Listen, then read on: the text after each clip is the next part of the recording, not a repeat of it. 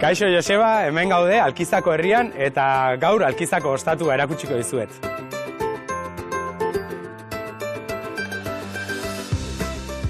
Bueno, 19 urterekin hasi nintzen ostalaritzan, sukaldari laguntzaile bezala, eta hortik aurrera proiektu ezberdinetan lan egin dut. Eta azkenek urteetan pixka sukaldea utzi nun urte batzutan, musikan hasi nintzen, aukera izan nuen Esne Beltzarekin kantatzen hasteko eta 5 urte daramatzat beraiekin, eta gero Alkizako ostatua hartzea erabaki nun duela 2 urte eta erdi.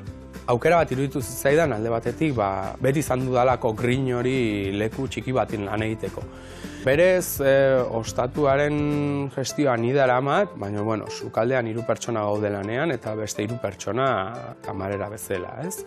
Orain nerekin sukaldean egunero dagoen pertsona Igor da, nere lehendabiziko sukaldari burua izan zana, neri irakatsi egin zidana sukaldatzen. Gertutako herriko jendia etortzen zaigu askotan, eta hemengo eskolak ez dauka jangelarik berez edifizioan, eta orduan egite dutena da umeak etortzen dira hasten zehar egunero honea bazkaltzea. Orain nahi badezue sukalden sartuko gera eta niri asko gustatzen zaidan plater bat prestatuko dugu. Gaurkoan prestatuko dugun platera da baserriko arrautze bat, badikua txanpiñoi eta shiitake salda batekin, orburu konfitatuak eta paparra iberikoa. Gure errezetaren lehendabiziko pausua izango da salda prestatzen jartzea. Hortarako tipula pixka txikituko dugu eta txanpiñoi eta shiitakea labean sartuko dugu kolori hartzeko. Gure txanpiñoi salda egiten den bitartean, orain patata eta boniato basea egingo dugu. Hortako patata xuritu eta boniatoa xurituko dugu eta egosten jarriko dugu kasuela baten. Nik uste Alkizako ostatuan produktuan oinarritutako sukalde bat egiten dugula, tradizioan oinarritutako gehien bat, baina gero gustatzen zaigu zapore berria probatzea edo nahasketa berriak eta guri gustatzen zaizkigun platerak eskaintzen ditugu.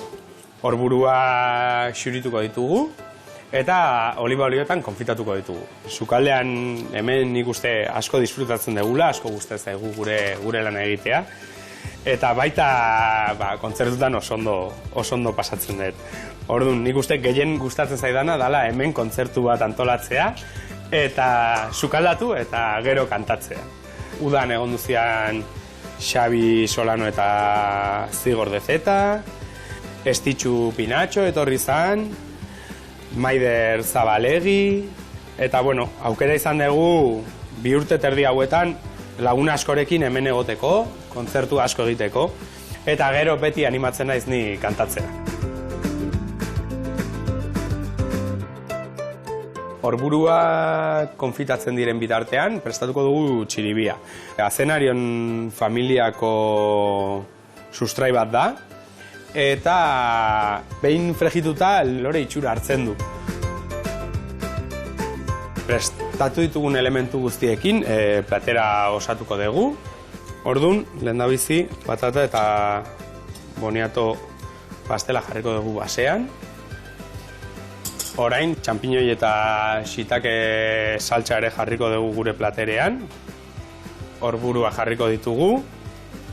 Arrautza temperatura basuan egin dugu, 65 gradutan 25 minutuz. Eta gure patata eta boniatoaren gainen jarri. Paparra iberikoa jarriko dugu.